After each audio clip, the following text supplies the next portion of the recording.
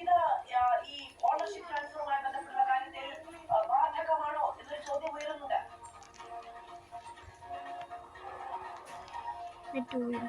തീർച്ചയായും ഇക്കാര്യത്തിൽ സർക്കാരാണ് ഔദ്യോഗികമായി തീരുമാനമെടുക്കേണ്ടത്. സർക്കാരുമായി അദാനി ഉണ്ടാക്കിയ ഈ കരാറിൽ നമ്മൾ ആ കരാറിന്റെ പൂർണ്ണ രൂപം വിശദമായി പരിശോധിച്ചാൽ അതിൽ വളരെ കൃത്യമായി പറഞ്ഞിരിക്കുന്നത് ഒരു കാരണവശാലും സംസ്ഥാന സർക്കാർ അറിയാതെ ഇതിന്റെ ഉടമസ്ഥാവകാശം കൈമാറാൻ പാടില്ല എന്നുള്ളതാണ്. അങ്ങനെ കൈമാറിയാൽ അത് കരാറിന്റെ ലംഘനമായി കണക്കാക്കുമെന്ന് ഈ ഒരു വിഴിഞ്ഞം തുറമുഖത്തിന്റെ ഭാഗമായി അദാനിയും സംസ്ഥാന സർക്കാരും തമ്മിലുണ്ടാക്കിയ കരാറിൽ വളരെ വ്യക്തമായി പറയുന്നുണ്ട്. അത് 25% അതല്ലെങ്കിൽ അതിൽ കൂടുതൽ ഓഹരികൾ ഒരു കാരണവശാലും സംസ്ഥാന സർക്കാർ അറിയാതെ കൈമാറാൻ പാടില്ല എന്ന് പറയുന്നു. അങ്ങനെ കൈമാറിയാൽ അത് ഓണർഷിപ്പ് ചേഞ്ചായി കണക്കാക്കും. അത് കരാറിന്റെ ലംഘനമായി കണക്കാക്കുന്നതാണ്.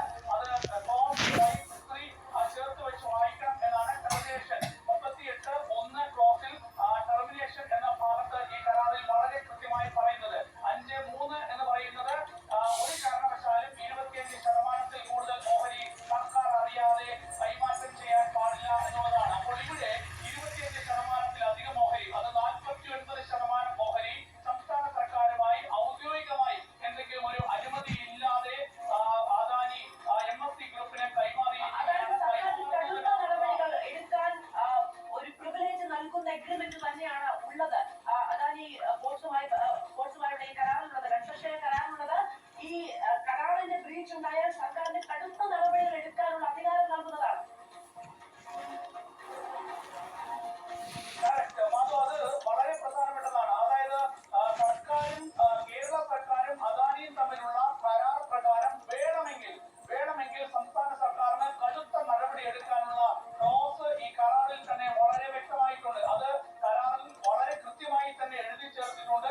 ഒരു കാരണവശാലും ഇതിന്റെ ഉടമസ്ഥാവകാശം കൈമാറാൻ പാടില്ല സംസ്ഥാന സർക്കാർ അറിയാതെ. അങ്ങനെ കൈമാറിയാൽ കരാർ തന്നെ റദ്ദാക്കാനുള്ള തീരുമാനത്തിലേക്ക് വേണമെങ്കിൽ സംസ്ഥാന സർക്കാരിന് പോകാം. അതായത് വിഴിഞ്ഞം തുറമുഖത്തിന് വേണ്ടി അദാനിയുമായി ഉണ്ടാക്കിയ കരാർ തന്നെ വേണമെങ്കിൽ സംസ്ഥാന സർക്കാരിന് റദ്ദാക്കാവുന്നതാണ്. അതിന്റെ ഭാഗമായുള്ള നടപടികളുമായി മുന്നോട്ട് പോകുന്നതാണ്. ആദ്യം നോട്ടീസ് നൽകാം, ഈ പിഴവ് തിരുത്തണം എന്ന് ആവശ്യപ്പെടാം. അങ്ങനെ തിരുത്താൻ അദാനി തയ്യാറായില്ലെങ്കിൽ വേണമെങ്കിൽ ഈ കരാർ റദ്ദാക്കാനുള്ള നീക്കത്തിലേക്ക് വേണമെങ്കിൽ സംസ്ഥാന സർക്കാരിന് പോകാം. അങ്ങനെ വലിയ ഈ വിഷയത്തിൽ സംസ്ഥാന സർക്കാരിനുണ്ട് എന്നത് വളരെ കൃത്യമാണ് ഈ കരാർ പരിശോധിക്കുമ്പോൾ. അപ്പോൾ ഇവിടെ നടപടി ഈ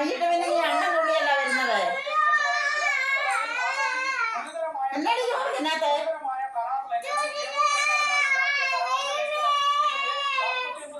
ഓഹരികൾ കൈമാറിയതിലൂടെ ചെയ്തിരിക്കുന്നു എന്നത് വളരെ വ്യക്തമാണ്. അപ്പോൾ വിഴിഞ്ഞം തുറമുഖവുമായി ബന്ധപ്പെട്ടുള്ള കരാർ പ്രകാരം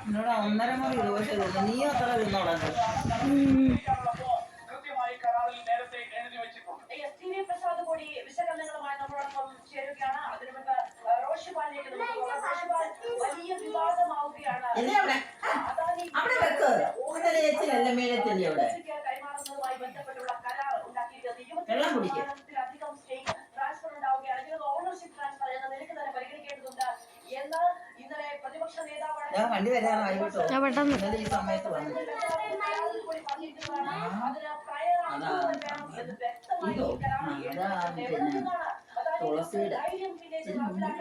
ചോദ്യമാണ് ഉണ്ടായത്.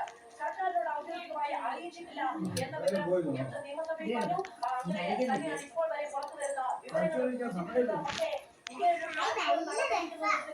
ഇതുകൊണ്ടോ 1.5 മുറി ദോശ തിന്ന് അവനും അത്ര തിന്നുള്ളൂ.